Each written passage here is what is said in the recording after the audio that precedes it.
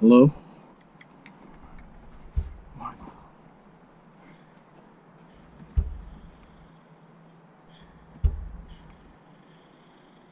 Hello?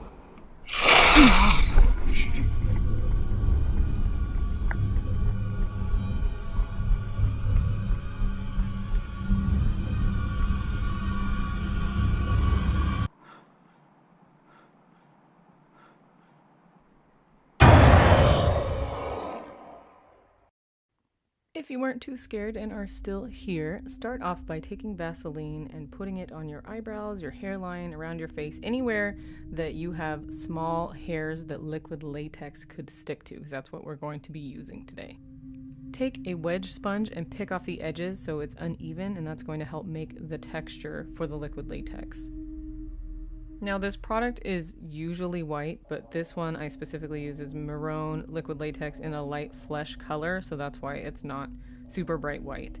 It's closer to my own skin tone, and they do have several different colors to choose from, so that's pretty great. Okay, so make a thin layer, let it dry, and then put another layer on top of it. I think I did this about 3 times to make sure I had enough texture. And that way I could pick it off with my fingers and make the skin look like it's coming off or rolling off. Just make it look really icky.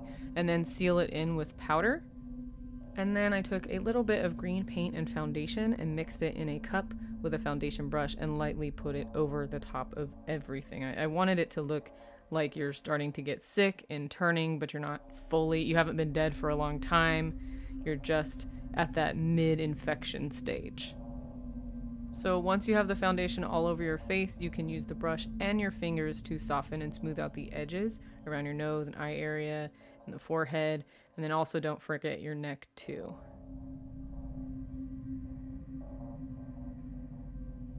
Sticking to the sickly theme, take a bruised reddish color and put that on the inner corners of your eye along with a red pencil. Use that to outline the waterline and the upper edges of your eye as well, and buff that out with your finger.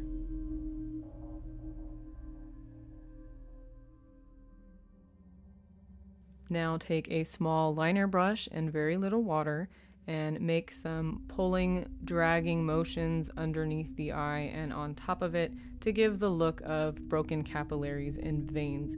Push that in with your finger too, so it's not super obvious. It just looks like it's happening right under the skin. And you're going to do that with the red, and then repeat that same thing with a blue, and it'll kind of break it up, give it an even more infected look, and then do that on the other side. Repeat this pattern and process along the outer corners of your mouth and a few areas of the face as well.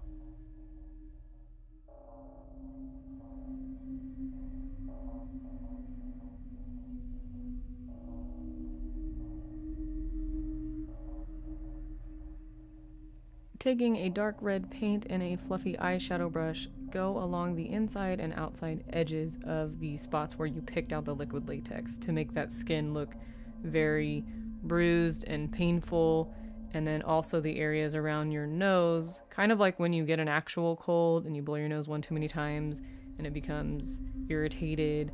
That's kind of what we're trying to mimic here.